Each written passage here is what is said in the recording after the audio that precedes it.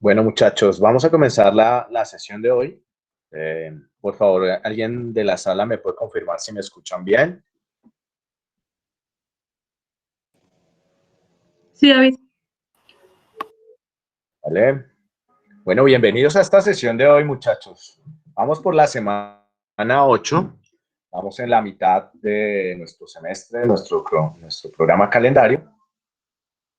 Recuerden que para los trabajos que tenemos adelantando, tenemos disponibilidad de los monitores. Hasta el momento llevamos cerca de 100 personas, creo. No, Carolina me ha dicho que 47, o no, fue Daniela. 47 estudiantes que ya tenían colgadas las 2 talleres que tenemos en la plataforma de Moodle. Entonces, por favor, no olviden que tenemos unas actividades allí en Moodle y que nuestros estudiantes, sus compañeros, están disponibles para cualquier acompañamiento que requieran en estos talleres y estas actividades. La asistencia, recuerden que insistimos mucho en esto. Tenemos el mecanismo de 2 mecanismos que son muy importantes para la cátedra. Uno es la asistencia mediante el formulario que vamos a compartir en un momento aleatorio durante la sesión, en donde por favor les solicitamos que compartan 3 pantallazos, uno por cada uno de nuestros conferencistas el día de hoy. Si usted tiene una situación particular por la que no pueda asistir, infórmenosla y la vamos a revisar desde el equipo organizador de la cátedra. Empezamos un tema muy importante hoy. Digamos que la organización contemporánea ha sufrido transformaciones muy importantes y seguramente de esta situación de la pandemia y el aislamiento social en el que estamos algunas personas más que otras, van a surgir unos cambios muy importantes en lo que significa tener la estructura organizacional y tomar decisiones en las empresas contemporáneas. En la diapositiva dice empresas, pero pueden ser organizaciones. Digamos, en la teoría organizacional hay una gran cantidad de conocimiento desarrollado desde algunos campos como la ingeniería, la administración y la economía, desde las ciencias sociales, y digamos que hay unos corpus en los cuales la ergonomía no es ajena a ese aporte que ha hecho un cambio transversal en la mayoría de las disciplinas. Recuerden ustedes que tenemos 3 dominios de la ergonomía. En la ergonomía física me voy a colgar del ejemplo que nos presentaron varios profesores en la sesión 1, cuando nos presentó el profesor Gabriel García, el profesor Juan Pablo Cortés, en la sesión 6 de entrenamiento deportivo y de rendimiento deportivo y actividad física, en donde, digamos, hemos visto cosas de ergonomía física que son muy significativas, temas como biomecánica, antropometría, cómo los artefactos han ido mutando para adaptarse a lo que tenemos hoy, pero también se tratan temas ambientales, la temperatura, el ruido, la iluminación, que juegan un papel muy importante en este campo. Hemos tenido ya una sesión de User Experience en donde hemos visto el tema parcial del tema de ergonomía cognitiva. Hemos visto algunas cosas sobre lo que significa tener controles, interfaces y otros elementos que nos permiten generar una malla cognitiva en los individuos, el tema del aprendizaje, los errores, que es un tema de ergonomía cognitiva. Y empezamos con un tema apasionante, que es el tema organizacional. Y es que los sistemas, hoy en día, recuerda que la ergonomía es sistémica y es una de sus características más importantes. Comprende que en la ergonomía organizacional los artefactos no se mueven solos, digamos, los mueve la gente. Tengo en los slides en primera instancia el equipo cambiando la llanta pinchada, el segundo 2 equipos compitiendo por una competencia, pero tengo un antecedente muy importante al que le demos el mecanismo de transmisión de movimiento de la bicicleta contemporánea y es a las mujeres. Digamos, en su condición particular, algunas condiciones se han dado para poder desarrollar este tema. Y en la esquina inferior tengo algo que es muy importante y es el tema de la estructura jerárquica y la burocracia que se construye alrededor del trabajo. Hay muchas teorías sobre ergonomía organizacional. Varios profesores les van a hablar de varios temas. Ustedes, digamos, no tienen que ser expertos en ergonomía, pero tienen que ir viendo que hay varias formas de aproximarse a lo organizacional, que desde mi perspectiva contiene a lo físico y a lo cognitivo. Vamos, una de esas es el tema de los sistemas sociotécnicos, en donde hay un subsistema técnico que tiene elementos o componentes que, digamos, podrían catalogarse desde la teoría de Bruno Latour como no humanos, como aparentemente no humanos, porque tienen unos elementos allí que permiten interactuar. Y hay otros que son esa estructura jerárquica que no trae la organización de la familia, la sociedad, la cultura, lo económico, que juega un papel muy importante, y eso nos crea unos sistemas organizacionales en los cuales nosotros interactuamos. Aquí está la foto de la derecha de la Penny Herting que nos citó Juan Pablo, en donde está la mujer con las piernas cerradas, porque era un requisito fundamental para poder montarse en la bicicleta, y gracias a eso se desarrolla el centro, las bielas, la cadena, el sistema de transmisión de movimiento de la bicicleta contemporánea. Si ella no podía ir como el hombre con las piernas abiertas. Y aquí abajo un tema muy importante, y es el tema de los laboratorios de prueba, y en eso los atletas y los deportistas siempre han sido un tema muy importante. Hoy vamos a tener de invitado al profesor Imada. Entonces, digamos que tenemos un problema de recursos para hacer traducción simultánea. Vamos a intentar acudir al tema de los subtítulos en inglés, pero digamos que si es un llamado a la atención para los que no entiendan, pues para ponerse al día con este tema en el que la generación de ustedes de la industria 4.0 ya comprende claramente que el lenguaje académico tiene una lengua muy establecida, donde se produce la mayoría del conocimiento en ergonomía. En la búsqueda que yo hice en el 2013 del tema de ergonomía organizacional y papers, más o menos el 95% de la producción científica, la mayoría era en inglés y era anglosajón. Digamos que es un tema que seguramente se repite en la mayoría de las disciplinas que tenemos hoy aquí. Nos acompañan entonces la profesora Karen Lange, quien nos va a hablar sobre los sistemas sociotécnicos y las organizaciones, el profesor Imada, quien va a hablar sobre ergonomía comunitaria y participativa, y la profesora Marta Riani, que nos va a hablar sobre ergonomía y recursos humanos.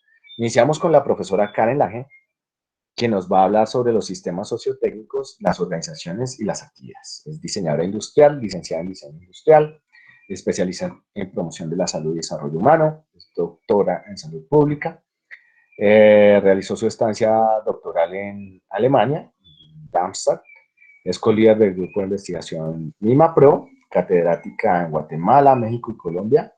Su trabajo se orienta muy hacia la ergonomía organizacional, al pensamiento sistémico, la calidad, la sostenibilidad y el análisis de las prácticas sociomateriales. Es líder en varios campos de investigación de la ergonomía adicionales a estos que están aquí citados.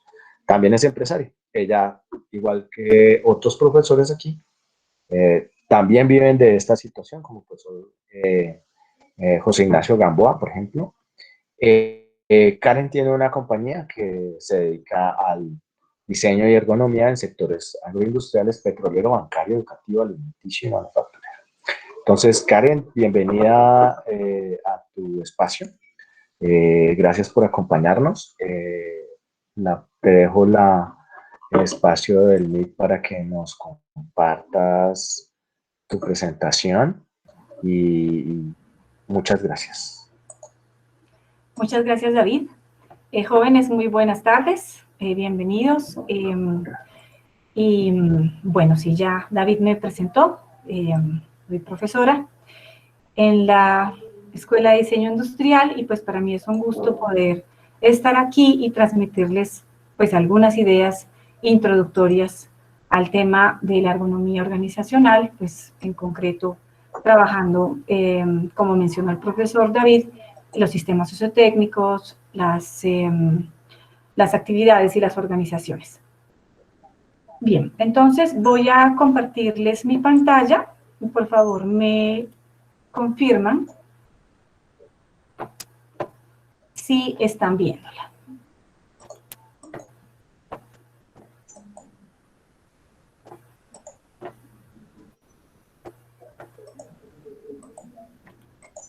Sí, señora, ya la vemos.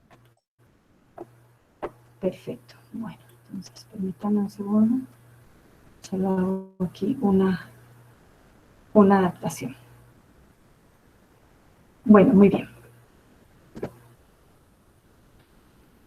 Entonces, bueno, como ya les mencionó David, pues yo voy a hacer esta primera introducción y la verdad me tomé muy en serio el tema de la introducción como tal. Entonces, ya les voy a explicar por qué. Entonces, pues como les mencionaban, pues voy a hablarles de los sistemas sociotécnicos, de las organizaciones y de las actividades. Para ello, decidí que lo iba a hacer a través de, sí, de casos reales. Ahorita estamos todos confinados, estamos todos encerrados, pero eso no quiere decir que no podamos viajar un poquito a través de esta cátedra. Entonces quiero que nos ubiquemos en el sector agroindustrial, concretamente en el sector de flores. Es un sector, bueno, que en lo personal, como les mencionó David, lo conozco bastante bien. Y les voy a contar dos historias reales. Obviamente con los nombres cambiados, pero que sí, son eventos reales. En una de estas asesorías que nos encontrábamos haciendo, pues analizamos muchos procesos de trabajo, utilizando algunas de las herramientas que seguro ya vieron ustedes en otros momentos, y vimos pues que una de las actividades, digamos, que tenía bastante riesgo era el tema de la siembra. Pues, ¿por qué? Pues porque es que sembrar implica ese contacto directo con la tierra, estar muchas horas de cuclillas o de rodillas, y es muy común que los trabajadores que realizan esta labor pues tengan afecciones en sus uñas, es decir, pueden perder las uñas, ¿sí? Se van atrofiando los dedos, ¿sí? Tienen lesiones en las rodillas, etc. Entonces nosotros dentro de estas asesorías propusimos una herramienta que permitía marcar y abrir los huecos en la tierra, porque pues no es sembrar en cualquier punto, es decir, hay toda una retícula que debe respetarse cuando se hace una siembra de una determinada planta. Eso lo sabrán muy bien nuestros ingenieros agrícolas. Y digamos que esta herramienta lo que buscaba pues era disminuir el tiempo que las personas estuvieran de cuclillas o de rodillas y también disminuir ese contacto con la tierra, además pues del esfuerzo que tienen que realizar ellos cuando están haciendo, digamos, los huecos en la tierra. Entonces hicimos la herramienta y las pruebas mostraron que la herramienta funcionaba bien. Y los sembradores que tenían poca experiencia estaban muy contentos. Sin embargo, Pedro, que es nuestro protagonista, que era el mejor y el más experimentado sembrador del grupo, rechazó rotundamente la propuesta. ¿Por qué creen ustedes que pasó eso? Si quieren anotar algunas de las ideas en el chat, simplemente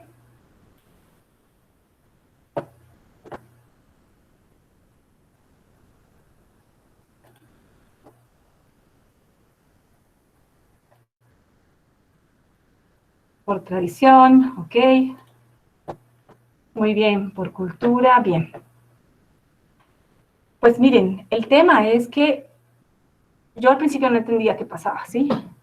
Porque además pues vengo de diseño y como diseño pues uno cree que los objetos van a resolver todo. Pero ya al analizarlo a fondo vimos que Pedro lo rechazaba porque tenía miedo de perder su reconocimiento como mejor sembrador. A él no le importaba tanto perder sus uñas por los hongos o lesionarse las rodillas. Para él era más importante proteger su estatus como mejor sembrador. O sea, para él la herramienta significaba una amenaza a su mundo social. ¿Mm?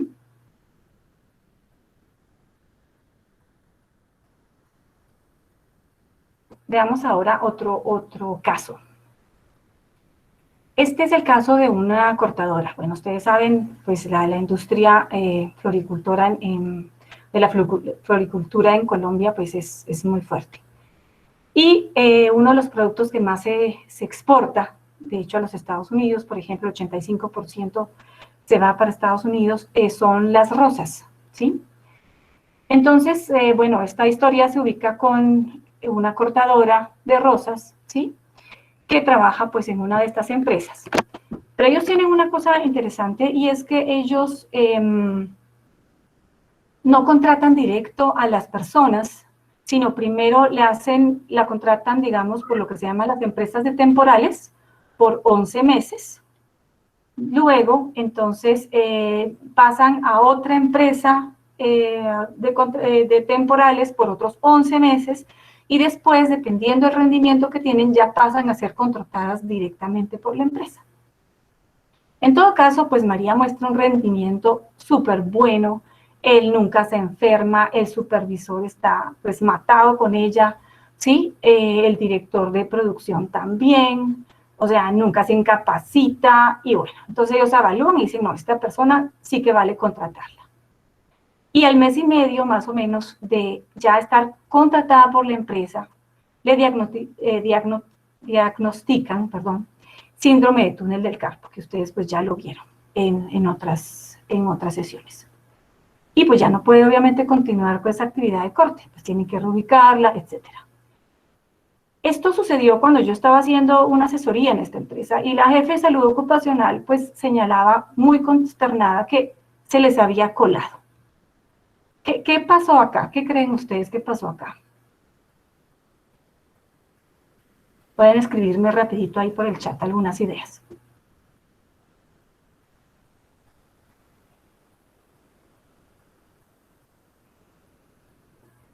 Sí, efectivamente las tijeras, pues ahí claramente teníamos unas actividades repetitivas, ¿sí?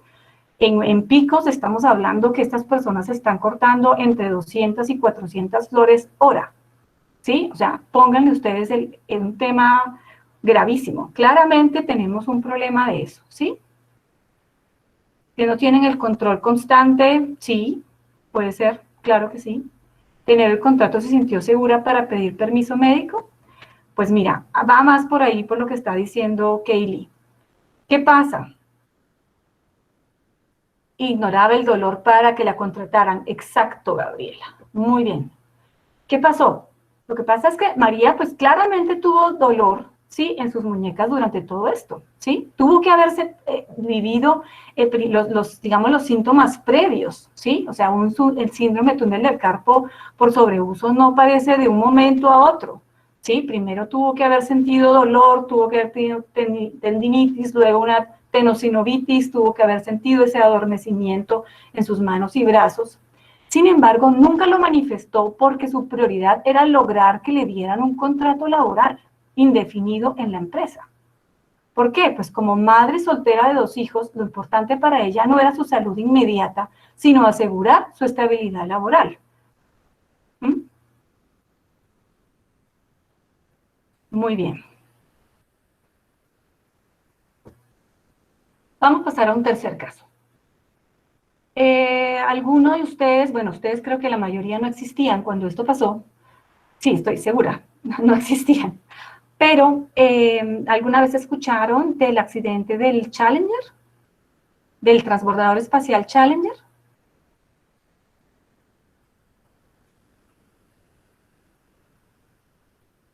¿No habían escuchado sobre eso? Bueno, esta es otra historia real, ¿sí?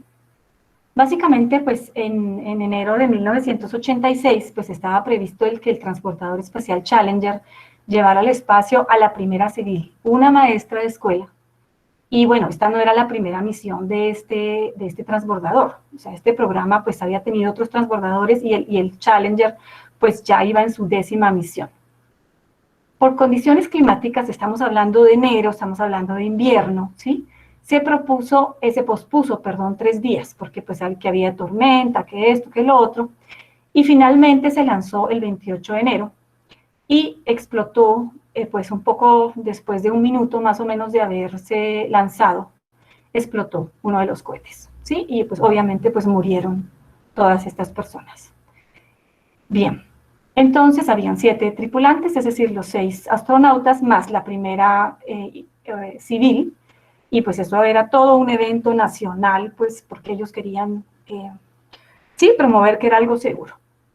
El punto es que ya habían advertido que en los últimos viajes los sellos de los cohetes podían fallar, porque pues ya habían datos que mostraban eso. Además, ¿sí?, las bajas temperaturas que había habido esa madrugada aumentaban el riesgo de falla considerablemente. Y todo esto era de conocimiento de los ingenieros y las directivas del programa, antes de que se lanzara.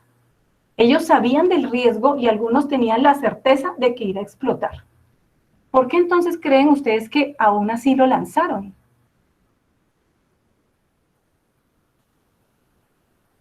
¿Presión de algún ente? Muy bien.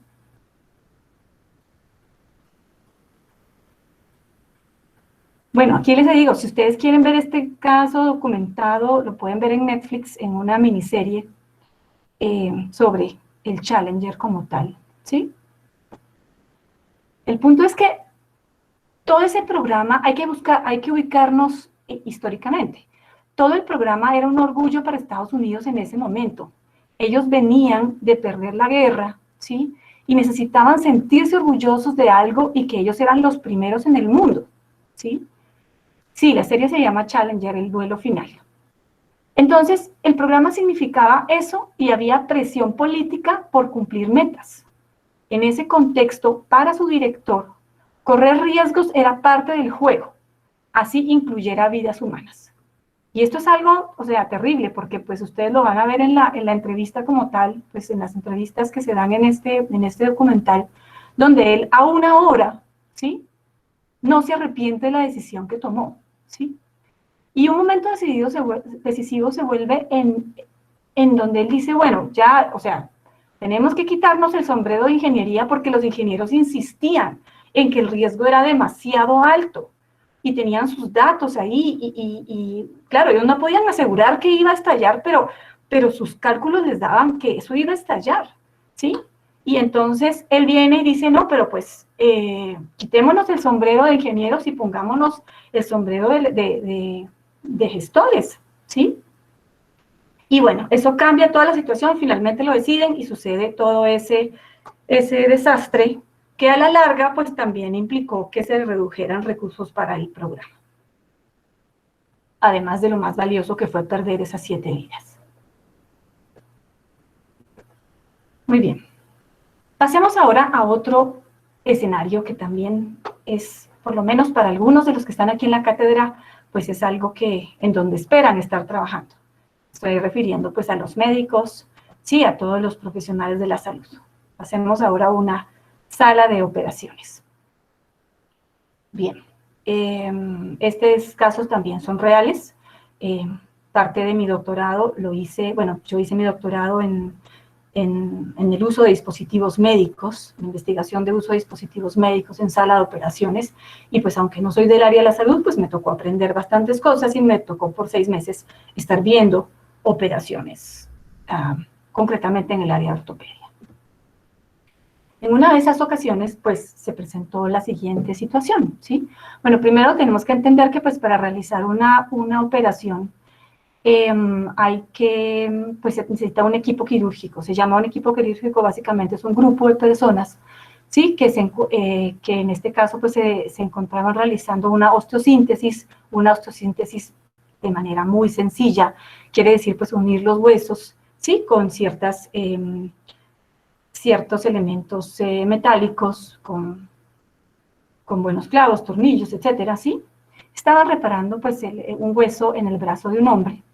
Y todo iba bien hasta que el paciente comenzó a pujar. Bueno, pujar quiere decir pues como ¿qué les digo? Como que tratar de vomitar, por así decirlo, que la persona estaba anestesiada, y entonces, pues, cuando le ponen a uno anestesia general, pues, entonces, pues, tienen que meter un dispositivo, en fin, en su boca. Entonces ellos comenzaron a llamar, sí, obviamente pues no era el apellido Rosales, pero pues aquí lo vamos a poner así. Comenzaron, el ortopedista comenzó a decir, llamen al doctor Rosales, gritó, y la auxiliar de enfermería no estaba en ese momento, estaba trayendo alguna cosa, así que salió la auxiliar de instrumentación pues buscando al anestesiólogo. Y el doctor Rosales pues llegó en menos de un minuto, vio que alguien había cerrado el paso de líquidos de la bomba de infusión, y corrigió el problema, estabilizó al paciente, y unos minutos más tarde pues ya siguió el equipo trabajando. Ahora, la normativa dice que un anestesiólogo debe estar todo el tiempo en la operación. ¿Por qué creen ustedes que este señor, este médico, no estaba en la sala?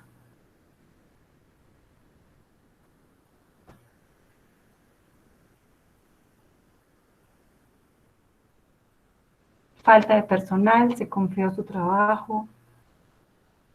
Muy bien, perfecto. ¿Quienes están contestando son del área médica? ¿O no? Exceso de confianza, muy bien. ¿Está en el baño o no? Bien, pues sí, resulta que sus hipótesis son correctas. En este hospital pues había 5 salas de cirugía habilitadas, pero solo 3 anestesiólogos. Por consiguiente, si había una alta demanda para el uso de las salas, era necesario que un anestesiólogo atendiera 2 cirugías a la vez. Aunque esto no era promovido por las directivas, obviamente, ¿sí? La necesidad de atender a las personas y salvar vidas llevaba a que se violara la norma, corriendo lo que pues podríamos llamar riesgos calculados, ¿sí? Y esto tiene que ver con el proceso en sí de anestesia. No sé si alguno de ustedes haya sido operado, o bueno, con nuestros estudiantes de medicina lo sabrán, pero digamos que anestesia es comparable de alguna manera, un poco burda, pero pues funciona, con digamos, con el despegue y con el manejo de un piloto, o sea, de un avión, ¿sí? Resulta que los momentos preponderantes para la anestesia son el principio y el fin, así como cuando en un avión arranca a volar, digamos, esos momentos son súper críticos. Ya después pueden inclusive los pilotos dejarlo en piloto automático, ¿sí? Y después, pues cuando van a aterrizar, vuelven a estar muy pendientes de todo. Entonces, lo mismo pasa en anestesia. Anestesia es un tema muy serio, pero digamos ellos, en una operación, ellos actúan al principio, después ya están simplemente latentes, o sea, viendo qué pasa, manteniendo como la atención, pero pues simplemente están viendo lo que pasa, y eso es lo que permite que cuando no hay suficientes recursos, un anestesiólogo haga la inducción del paciente, ¿sí? Y ya cuando él está pues sedado, salga y vaya a otra sala y haga lo mismo con otro paciente, y entonces está pendiente de los dos. Bueno. Ahora, ¿qué tiene que ver todo esto con la ergonomía?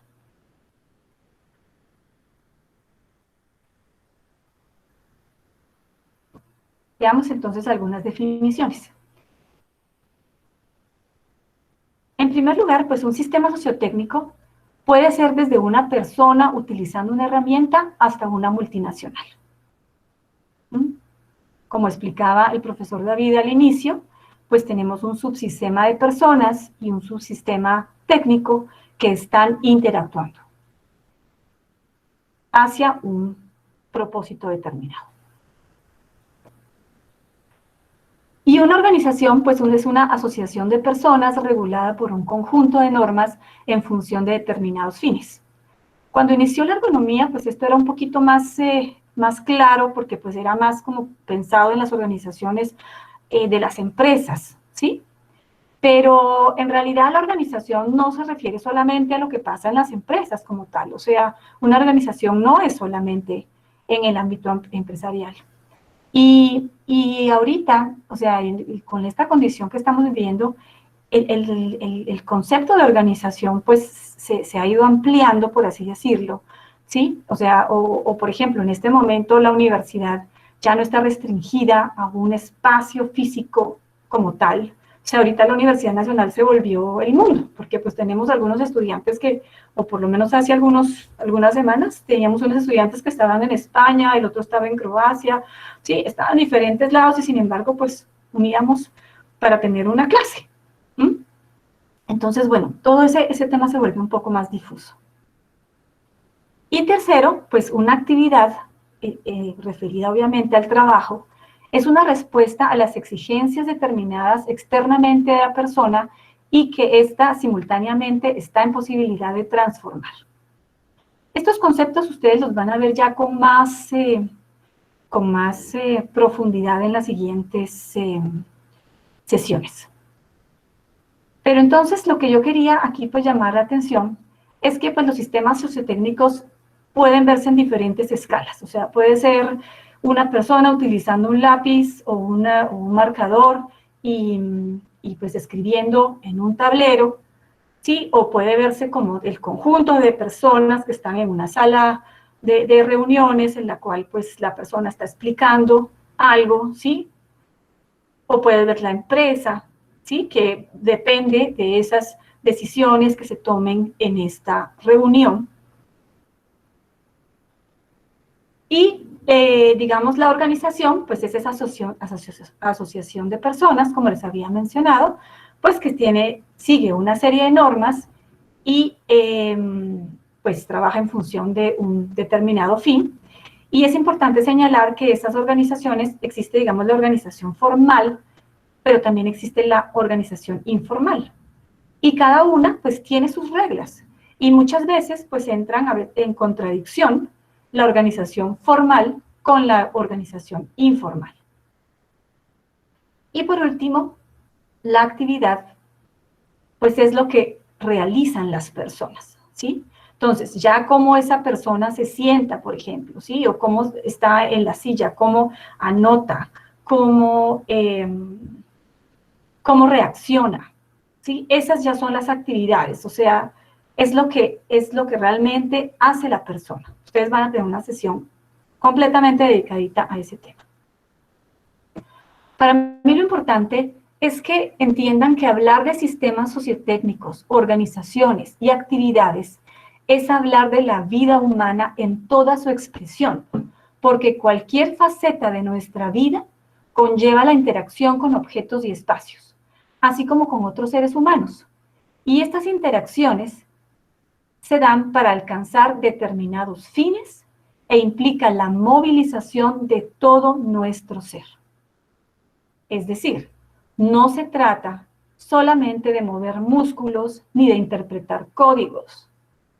Todo lo que hacemos está permeado por pensamientos, por emociones, por creencias, por experiencias, por motivaciones, por conocimiento y por habilidades, entre otras cosas.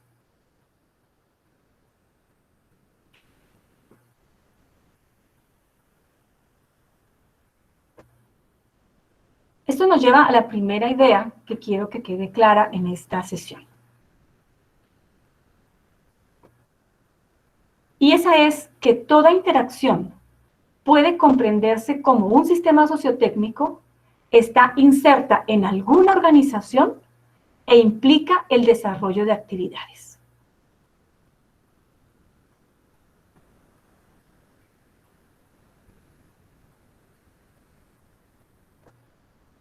Y la segunda idea de este primer bloque de ideas que quiero que quede instalado es que estas interacciones van mucho más allá que mover músculos repetidamente o estar bien sentados, ¿sí? Implican la movilización de la persona en toda su integralidad. En otras palabras, son parte de su vida.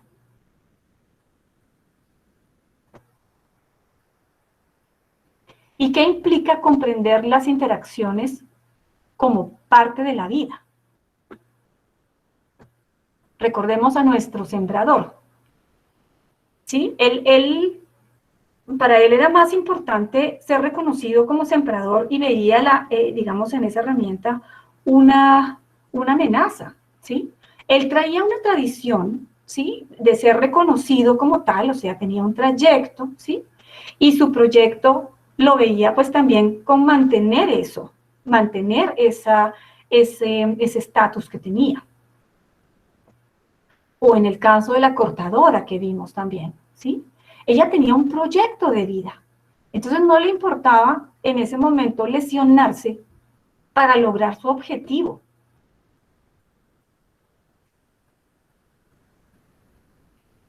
O si pensamos en el ejemplo también del Challenger que les di, ¿sí?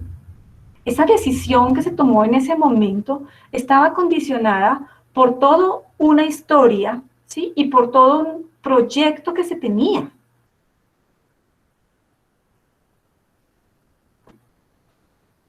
Y lo mismo sucede pues en la sala de operaciones en el caso que les di, ¿sí?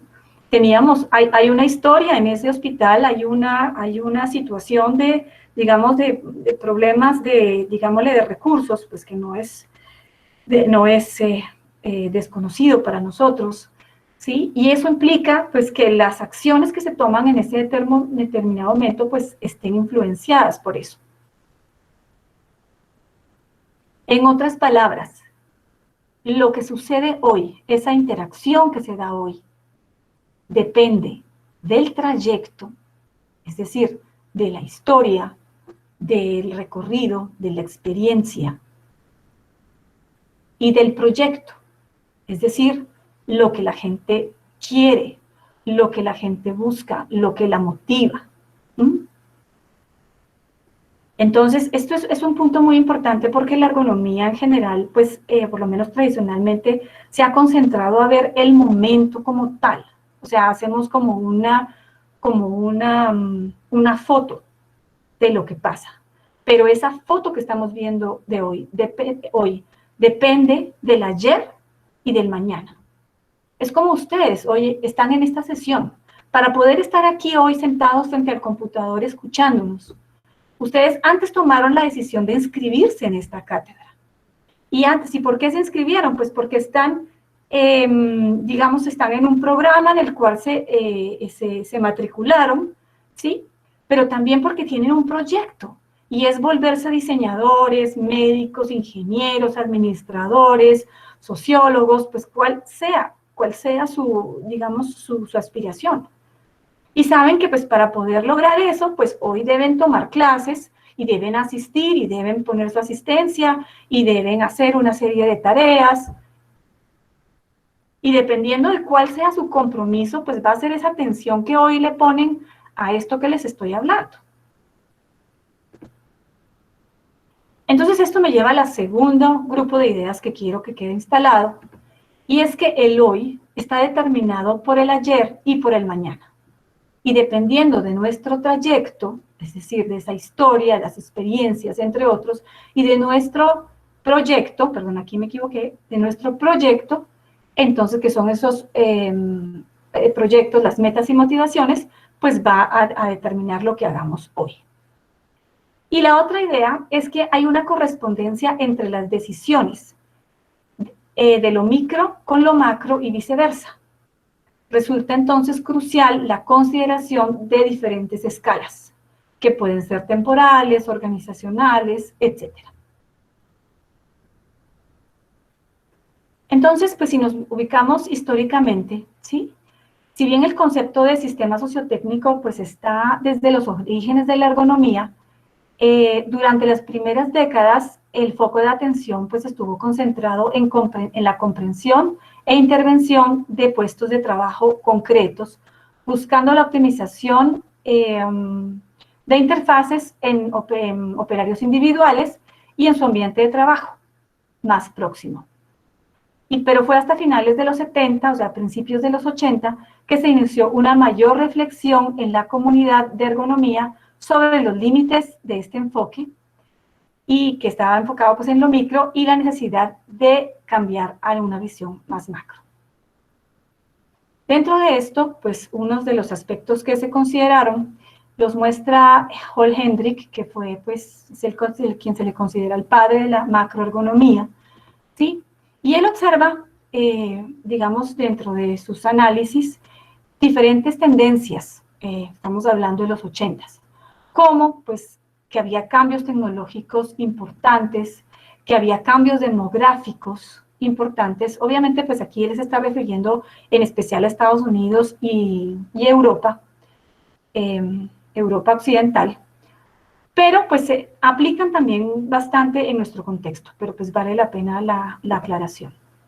También observaba que había cambios en los valores en el trabajo, o sea, que era importante para la gente.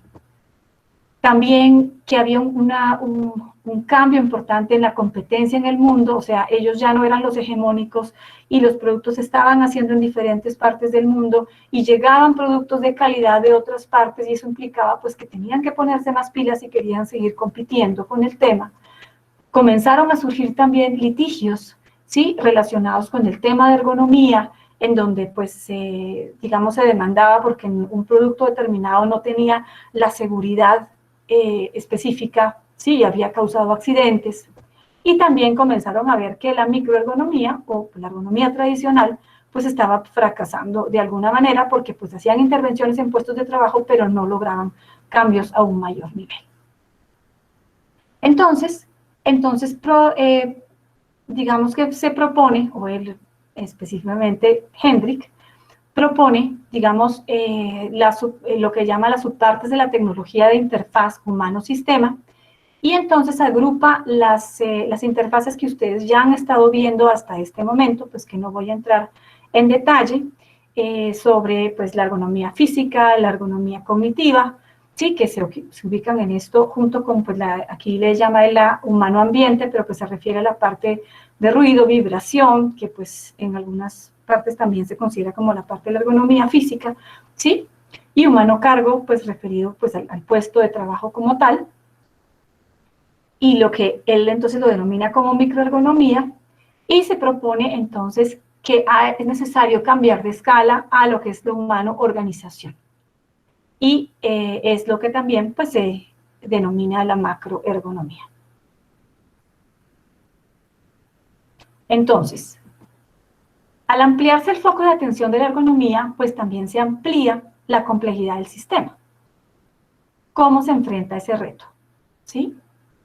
Y aquí voy a sacar una pregunta que propuso el profesor Andrew Mada, que hoy nos acompaña, en donde después de, digamos, de su experiencia, pues ya le presentarán cuando yo termine, él hace la pregunta de si podemos resolver un número infinito de problemas con un número finito de herramientas. El profesor Imada, pues como es una persona que, pues yo diría que es como muy buena y cree mucho en lo que se ha avanzado, entonces, pues él considera que sí. Yo en lo personal considero que no. Y bueno, ya veremos por qué. Permítanme un momento.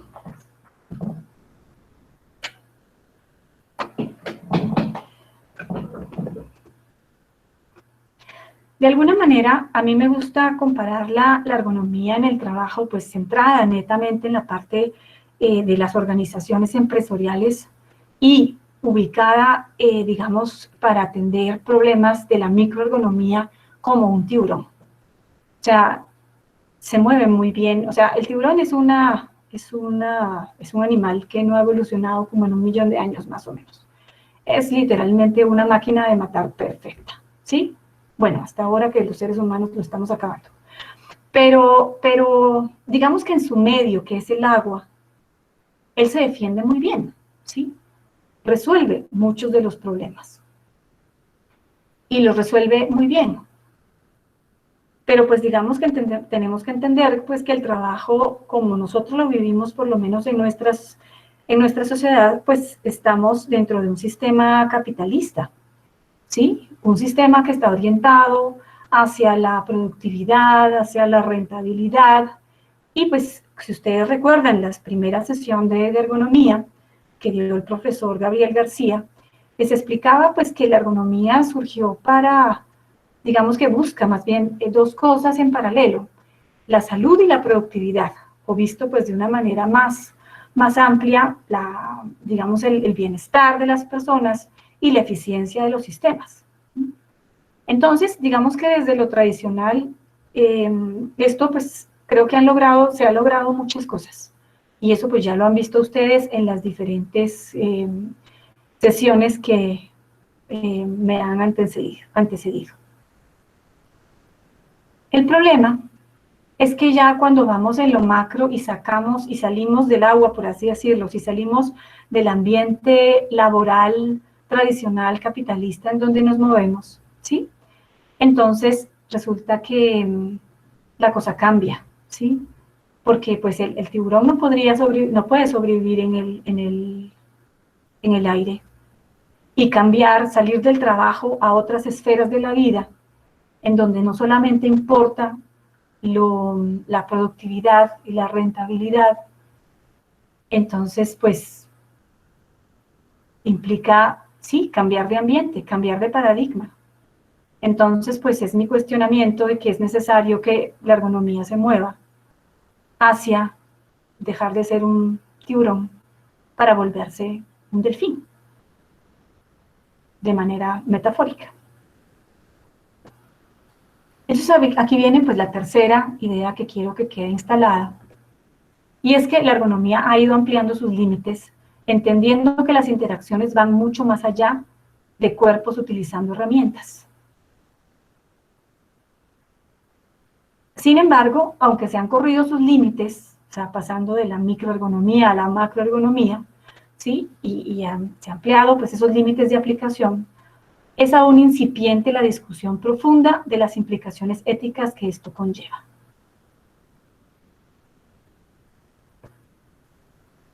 ¿Cómo abordar entonces la complejidad en la ergonomía, dado este cambio de escenario del que les hablaba? Una de las maneras de lograrlo ha sido la ergonomía participativa. Esto pues no voy a entrar yo en definición, pero pues es la siguiente charla del día de hoy. Pero básicamente es una de las propuestas metodológicas que más impacto ha tenido para resolver los retos de la ergonomía. Y aunque se ubica como parte de la macroergonomía, se aplica en todas las tecnologías de interfaz humano-sistema. ¿De qué depende de su éxito? Pues es que parte de una comprensión mucho más holística del ser humano, como un agente creativo que es capaz de mejorar sus condiciones de trabajo y de vida. Y parte pues, de su éxito está relacionado con esto, que implica un cambio de paradigma de la visión, digamos, de la ergonomía más, pues digámosle, más tradicional, que está más inserta en un paradigma positivista y pospositivista, y pasa hacia un paradigma participativo. Ahora bien, ¿es suficiente el cambio de la microergonomía a la macroergonomía?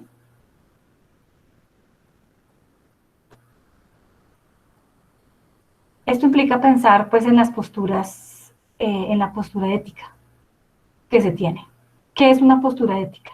Básicamente es un conjunto de valores, ética y moral, ética referida a la parte teórica y moral referida a la parte práctica, de una comunidad específica, en este caso la comunidad que trabaja dentro de la disciplina y profesión de la ergonomía y factores humanos. Entonces, aquí pues, en ergonomía se manejan dos éticas en realidad. Hay una ética que yo le llamo la ética oculta, que es que la corriente hegemónica en la ergonomía, parada desde el positivismo, ha obviado la discusión ética sobre las implicaciones de su quehacer, pero los nuevos retos la obligan a abordar esta discusión. Por otra parte está la ética expresada, que es que la comunidad que trabaja en la ergonomía muestre reiteradamente un compromiso para contribuir al bienestar de las personas y mejorar su calidad de vida. En ese sentido, digamos que si la ergonomía realmente está contribuyendo al bienestar humano o es un mecanismo de regulación del sistema, pues depende de la escala en la cual estemos hablando. Indudablemente, la ergonomía mejora la interacción individual del trabajador o persona, genera cambios dentro de la organización de la compañía y la fuerza laboral que estudia, pero no puede abordar toda la complejidad de procesos sociales, normas y causas más profundas. O por lo menos es incipiente ese trabajo. Por tanto, a la pregunta que hacía inicialmente, que si es suficiente con este cambio que tenemos de la microergonomía a la macroergonomía, mi respuesta es que no, ¿sí? Que hay todavía más elementos que tienen que ser considerados, que esas tendencias que dieron origen a la macroergonomía en los 80, ahora se suman nuevas tendencias y nuevas situaciones como la del cambio climático, como el lograr un mayor impacto en aspectos políticos, por ejemplo, en las decisiones políticas, que hacen que tengamos que repensar y ver si tenemos que ir más allá de donde estamos. En resumen,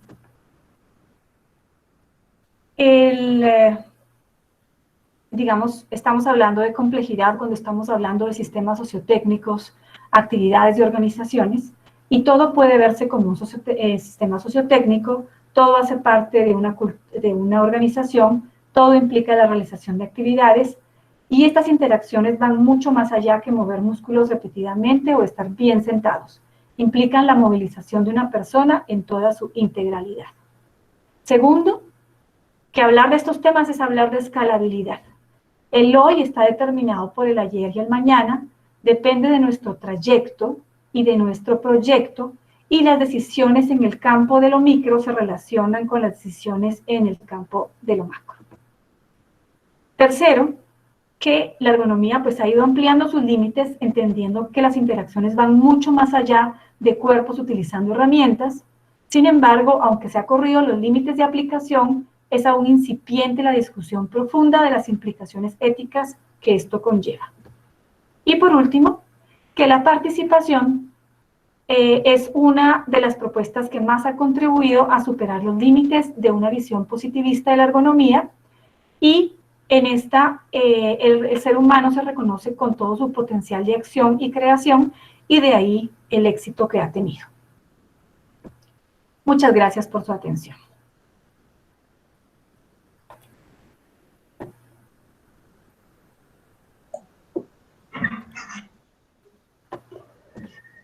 Muchísimas gracias, profesora, por la intervención.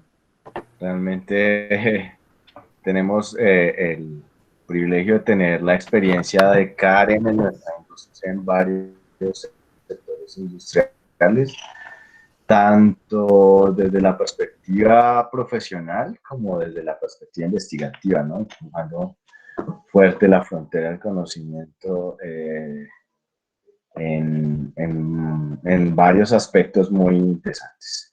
Voy a compartir pantalla para presentar a nuestro invitado internacional hoy. Thank you so much for being with us, Professor Imad. El profesor Imad ha aceptado el acompañarnos. Realmente le agradecemos muchísimo que nos acompañe hoy. Thank you so much. Y les invitamos a los estudiantes pues a estar muy concentrados en el tema que nos presenta el profesor hoy, que es el tema de ergonomía comunitaria y participativa. El profesor Imad es psicólogo, tiene una maestría en psicología industrial y organizacional, es doctorado en psicología industrial y organizacional.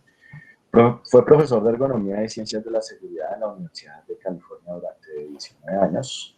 También se desempeñó como director de la USC Safety Science Center. Es ganador del premio Liberty Mutual y la medalla de Liberty Mutual por su investigación y avance en la seguridad ocupacional y ergonomía. Ha brindado servicios de consultoría en importantes empresas, ha impartido conferencias y ha sido consultado en más de 19 países. Es miembro de la International Ergonomics Association. Su trabajo ha sido ampliamente publicado, es conocido y respetado por sus grandes aportes en seguridad ocupacional y en ergonomía. Me he disfrutado muchísimo sus libros, profesor, sobre ergonomía y papers sobre ergonomía participativa. Es una autoridad en el tema de la participación y la relación del trabajo, particularmente en varios temas y en varias actividades que